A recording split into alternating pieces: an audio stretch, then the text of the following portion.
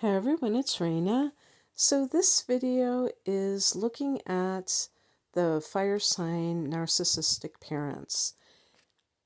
Just full disclosure, I am a sun in Sagittarius, so I am a fire sign. The other fire signs are Aries and Leo. So I think I know what this energy is like, although I have never been a parent and won't be a parent in this lifetime.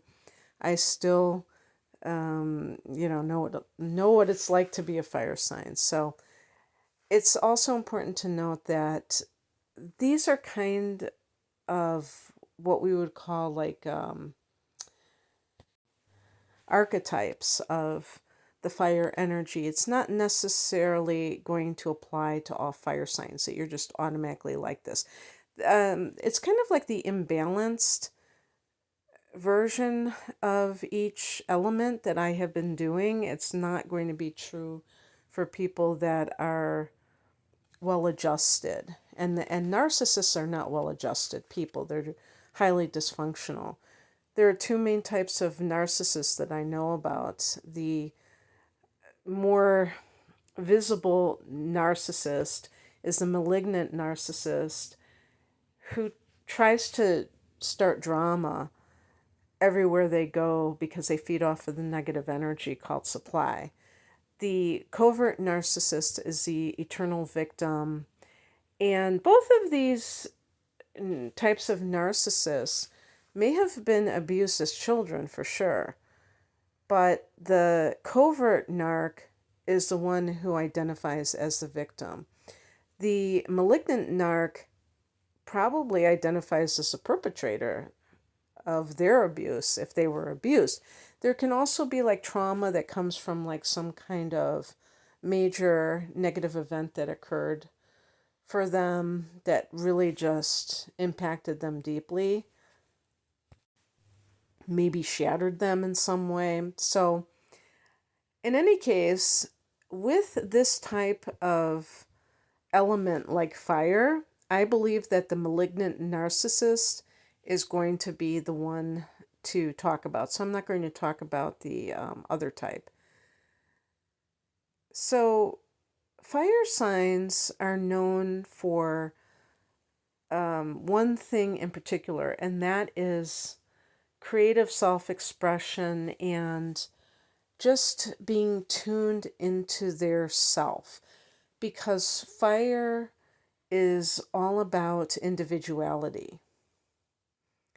And this is one of the reasons why the fire element, in particular Leo, but it could be any of the fire signs, is notable for the performance arts. Because fire is yang or masculine, air is too, but that very like extroverted type of individual who is interested in showing their unique talent on stage, that is definitely well represented, I'm sure, with the fire element. And of course, it could be with the ascendant. It doesn't have to be with the sun sign necessarily. And I'm saying well represented. I haven't done any surveys or anything, but I would imagine that's the case. But as sun and fire myself, I consider myself an introvert, so it certainly is not going to be true across the board. But that's what it represents. And so I do feel that a lot of times people think of fire signs as being full of themselves. And they are, because themselves is really focusing on the individual versus like the collective, like let's all collaborate. Fire signs really want to showcase themselves alone, like this is me, this is, you will see that fire signs tend to really highlight their contributions, what's theirs, and that's why. And it's not because of narcissism as a whole for all of the fire signs, it's because they're coming from that perspective of the individual that is connected to freedom. Because when you're an individual and you're being creative, which is also associated with the fire element, it's more freeing to be able to express yourself individually instead of having to kind of collaborate with other people, if that makes any sense. So it's coming from a very natural place, but of course, like anything else, it can get distorted. So one of the things that I think fire signs get accused of, and it can be true to one degree or another, is arrogance. And like being conceited, arrogant, full of themselves, like I said before. And this is like I was trying to explain, because there is a focus on the self. So fire sign people, and this will also be true for air signs, although they may not, express it in the same way. But this idea of the fire element is to be bold and confident, and I think confidence is born out of understanding who you are. Rather than being derivative and trying to copy other people. I remember as a child, and I'm sure a lot of people remember this, but when you're really young, sometimes your assignment in school is draw a picture. And I would be one of those kids, because I love to draw, that would like come up with an idea really quickly, but I always had to cradle my page because there would be people trying to look over to see, try to copy my drawing. You know, and it's kind of almost funny, because it's like, can't you think of anything to draw? But some people can't. Some people do not have the same creativity as somebody else, and it's like they draw a blank.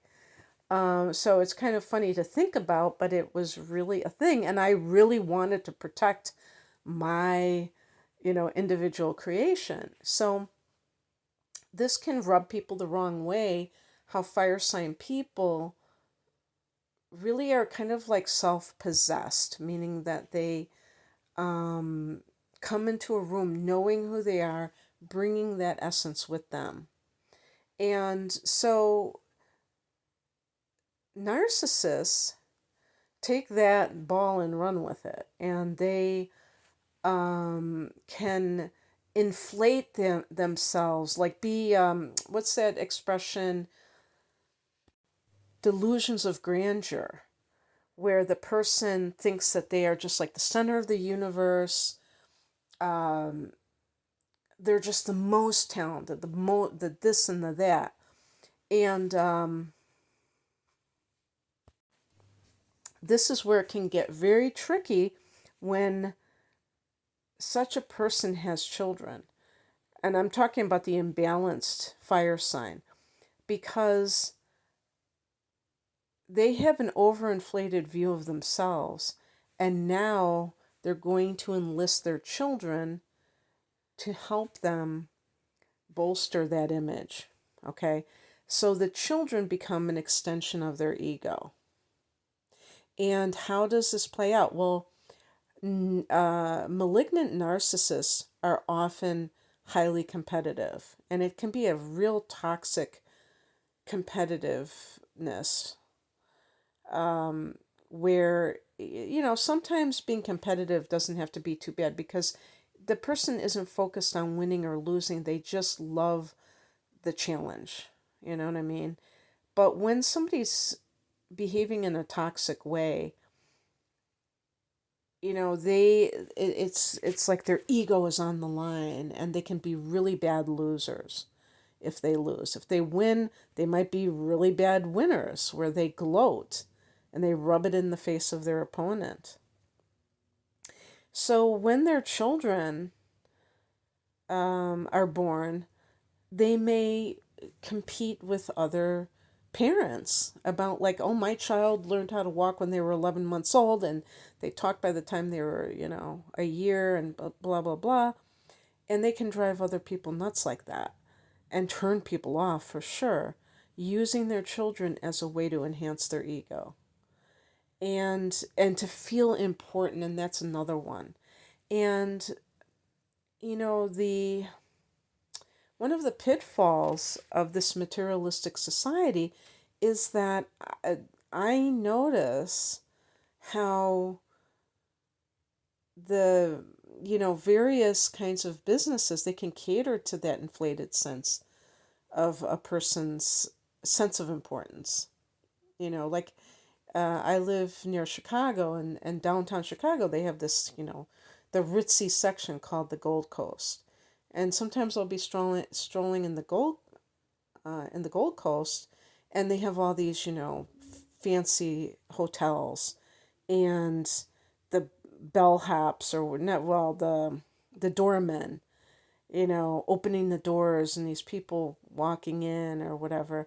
And it gives people a sense of importance, like they're better than other people. I'm not saying all people are like that to go to those environments, but this can kind of bolster that false image. So, the same thing about materialism in terms of possessions like clothing. This type of person may feel like they have to put their children in designer clothing because they have to look better than other children, parents' children, because they're competing with the other parents with their children, and they're using materialism for it. And you know what? Narcissists, I do feel that they attract money fairly easily, and I feel like fire signs can attract money fairly easily for their expensive tastes, let's put it. So, really, the child becomes a prop in a sense.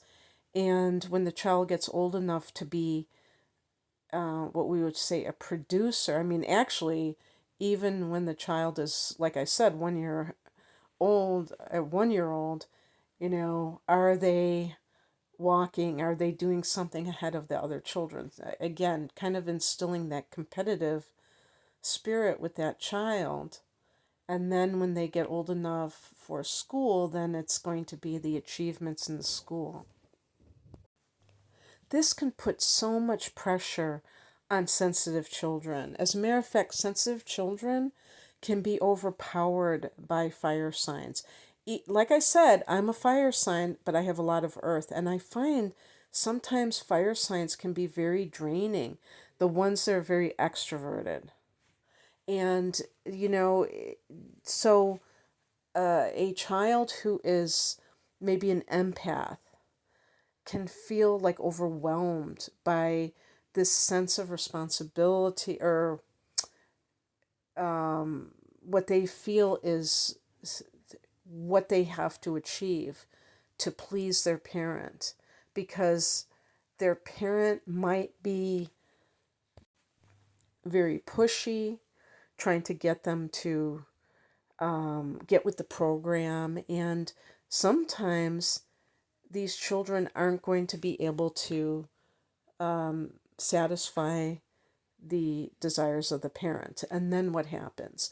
Well, they become the scapegoat. As a matter of fact, if you've heard the term golden child used to describe the child in a narcissistic family who is elevated to the status of the rock star child, who's given preferential treatment, they say that the golden child oftentimes becomes a narcissist. And I believe this is because the golden child mirrors the mentality of the narcissist, the malignant narcissist. They have the same type of attitude towards life.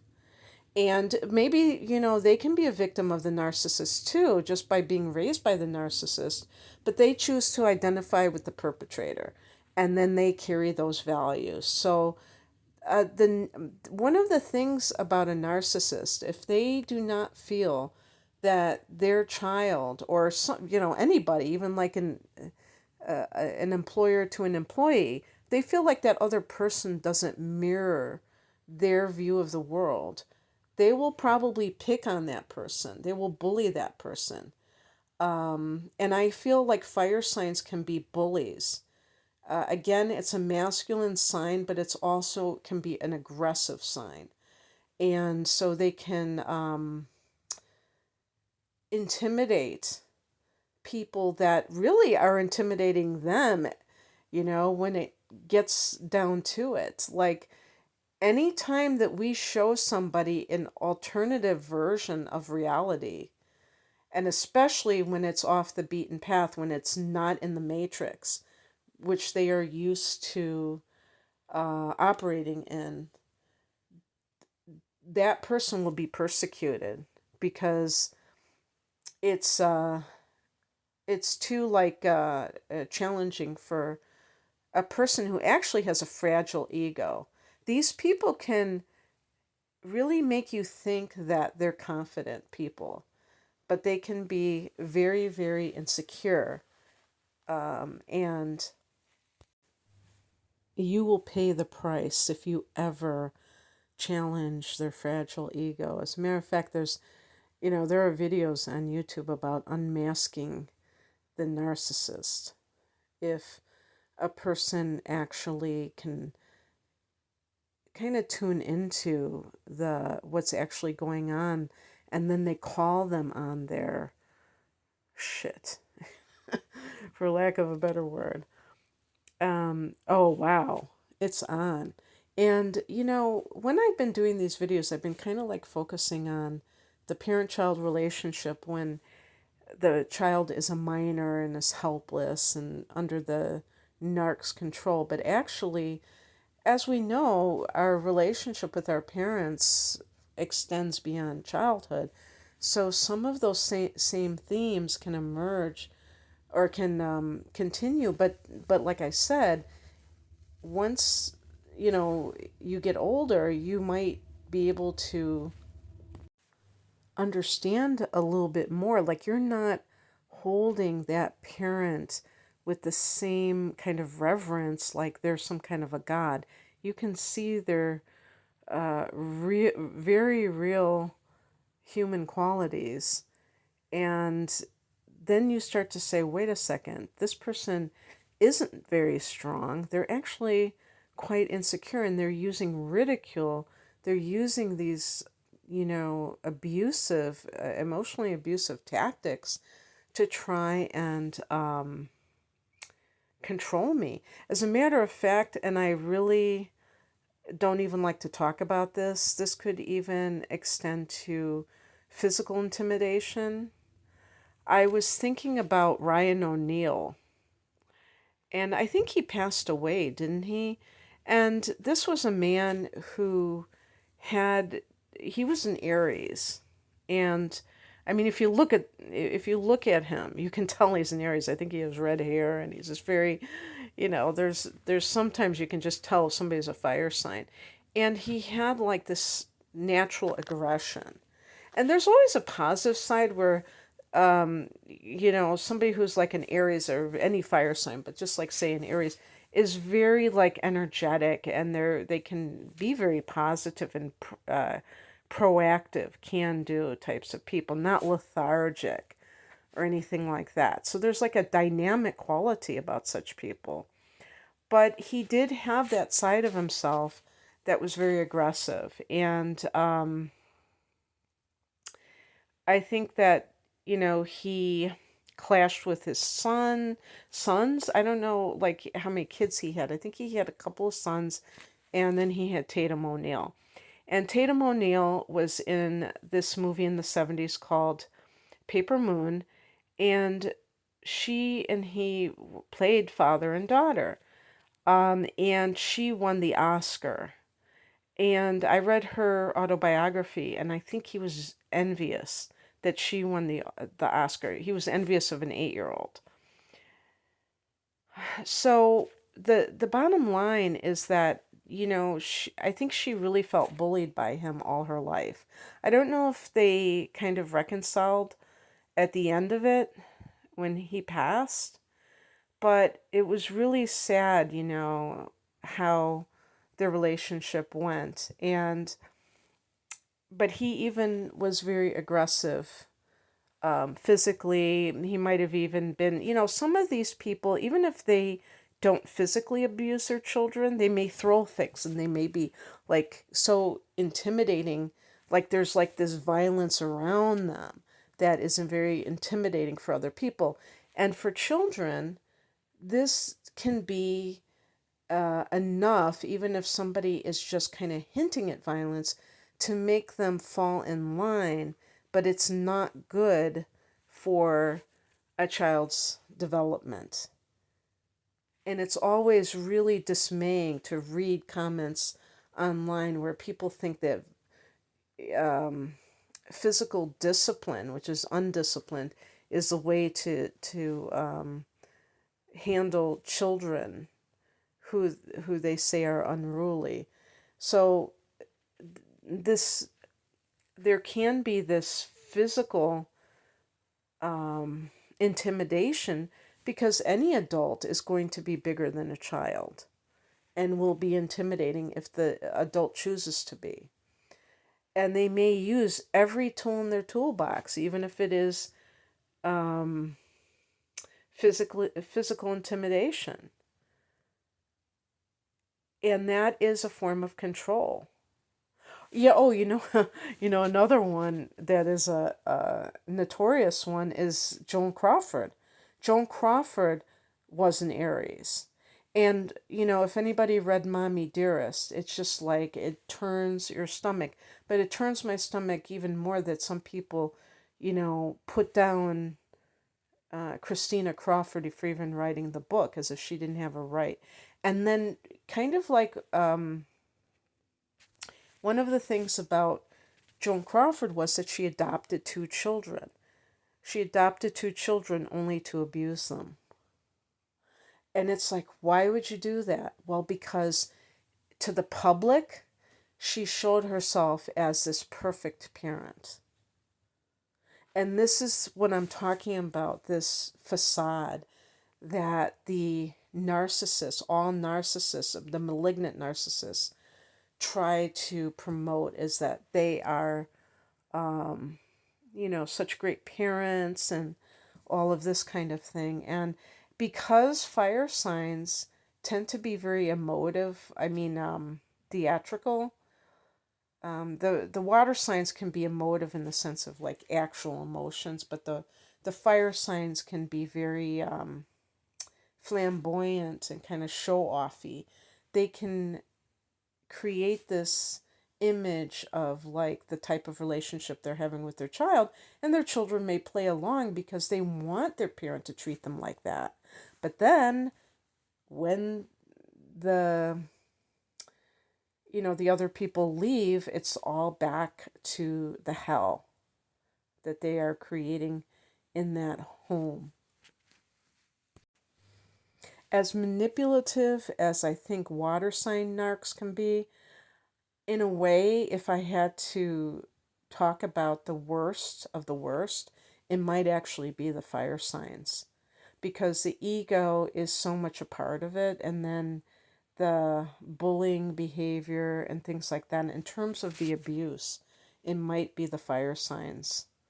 And that is sad for me to say because I am a fire sign. But I think it can really get bad. And, knowledge is power. If you have been in that situation and you are an adult now and you feel like you've always been bullied by a parent or you've always been kind of overpowered somehow, you don't have to allow that person to continue to do this same behavior all your life. You have other options. And in any case, that's what I wanted to say about fire sign narcissists. I hope that it was relatable. If you'd like a private reading, the link is below. Thanks for listening. Bye.